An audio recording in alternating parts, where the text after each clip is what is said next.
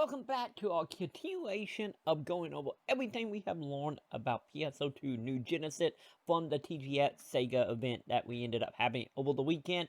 And we have finally got to the combat as far of being tied to party members and how enemies and bosses are going to spawn in the open landscape of PSO2 New Genesis.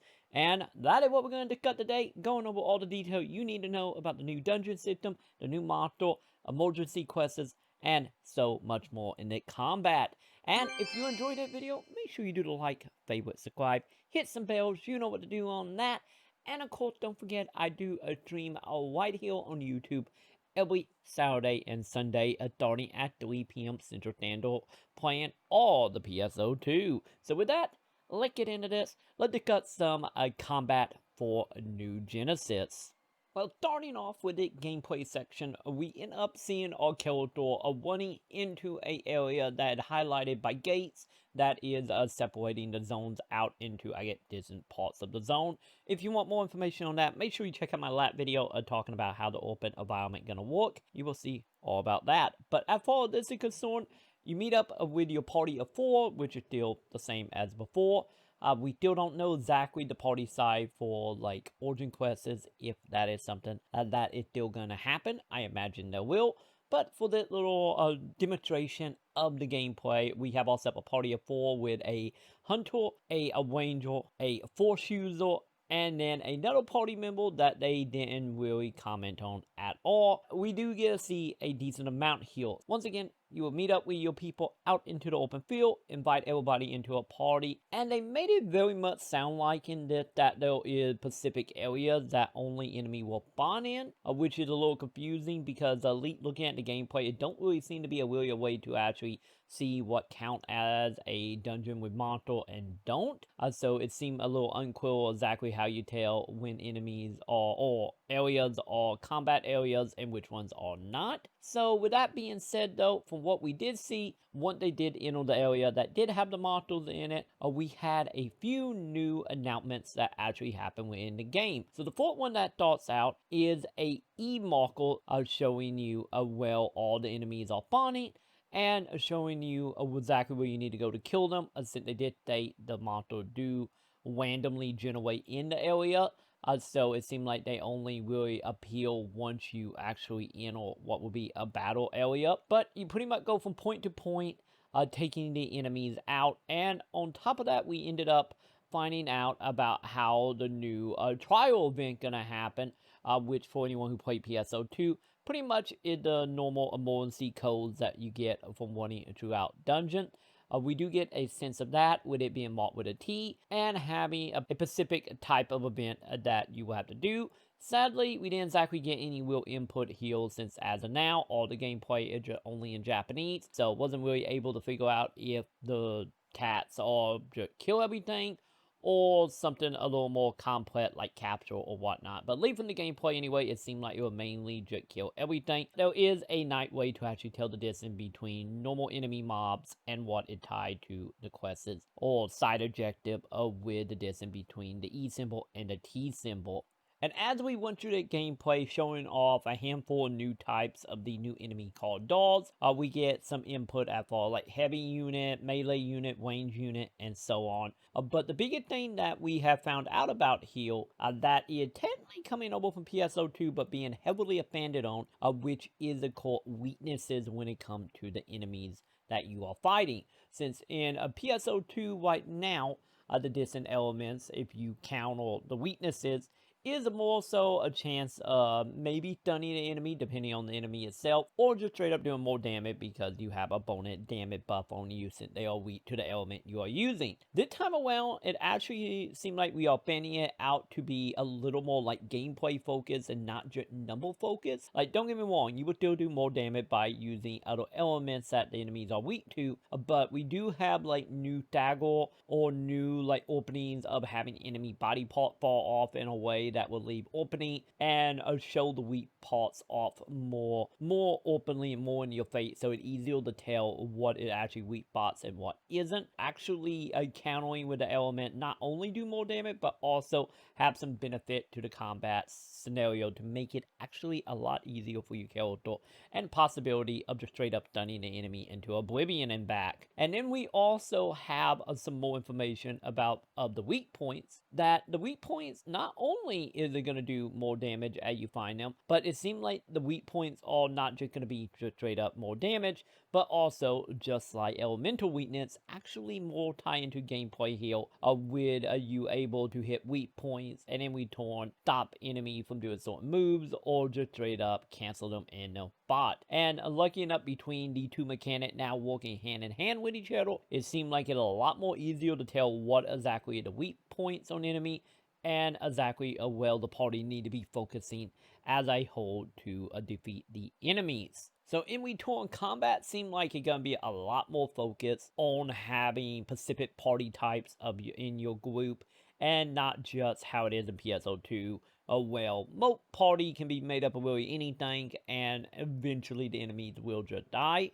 Which is the same here, but at the same point, it seemed like it does offer a little bit more reward for having parties that are made up correctly between all of the classes. From what we guys see of the gameplay though, it still leave a lot up in the air, like I said, depending on what count as a battle arena, what doesn't, the whole how bosses are structured. Cause we do see a whole bunch of distant enemies. It's still unclear exactly if they are going to be Pacific zones, or they not, and as well of how do you know exactly what areas will be meant for party and what won't. Since we do have the gate system that is set up that we saw in the open world demonstration of breaking areas into pretty much own like separate, instances, I guess you could say, that it made up of 8 players. It don't really seem to be any notification to really tell the distance, so that is something I am extremely interested to see how that actually going to be able to tell, and because at this point it don't really seem like it a lot of intel given to the player to know where to go and what not to do as far as leveling is concerned. Once again, hopefully we get more information about that, but that kind of where we left up here at the end of the gameplay demonstration. So lucky enough, we do now know that party is made up of 4. Elemental weaknesses are staying, as far of a new events that can be happen to the enemy thanks to the elemental weakness beyond just more damage, and vice versa for the actual weak points of the characters also mattering more so than item drops or just more damage. They do actually have a gameplay tied to them to actually make them more desirable to go after, which in return actually make it seem like the combat is gonna be way more in depth. And speaking of being more in depth, we also got some information about dodging and parrying, or steps as they are calling it now, with every class having a ability that you can do pretty much like a dodge and can attack right afterwards, which is fantastic. So hopefully that will cut down on a lot of the animation that certain classes do have in PSO2 right now. And then on top of that, we do have it verified that the classes will have a specific parry that can be done by doing the steps or dodges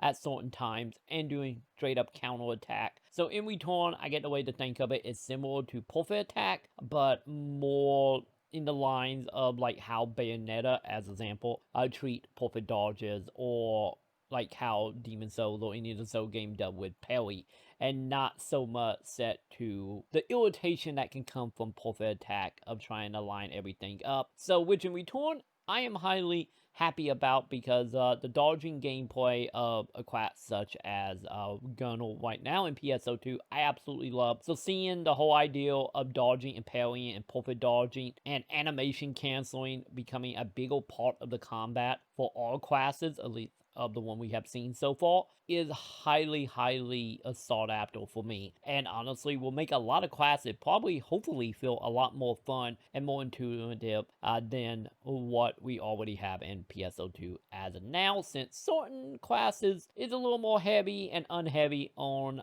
animation blocking or canceling. Good to see that hopefully all that is going the way of the dodo. And that is pretty much everything we got from the preview of partying and combat and how the classes actually interact with each other. And honestly, as of right now, I still have my questions about how we tell what is a combat area and what isn't. But outside of that, on the combat side, the combat seemed like it taking what good about PSO2 combat and just adding to it in a real good, like, skillful, tactical way, and not just only percentages of damage like PSO2 is right now. So with that, I am over the moon about this update that is coming to this, and hopefully as we are getting closer, since you're watching that video the day it comes out, we do have the North America side actually doing a full live stream of talking to some of the PR people and some depth up. And we don't exactly know what we're going to get in that event, but hopefully we can get some more information about that stuff and hopefully elaborate a little bit more on what is happening at far of going out, where enemies are, and how that's going to work. But if you're watching it after the fact, then you already know the answer to that. And with that, before we head on out of here for the day, I do want to give a giant thank you to Anamana. I will have a link to his channel in the description and hopefully in the end card as well if YouTube let me, for you guys to go check him out, since he was nice enough to actually try to find a higher resolution video to be used in today's video.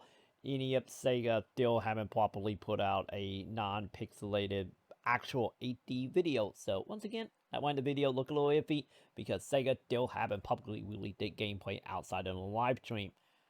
Honestly, get on that, SEGA. But big thank you to Anamana for helping me out on that video. I do appreciate it.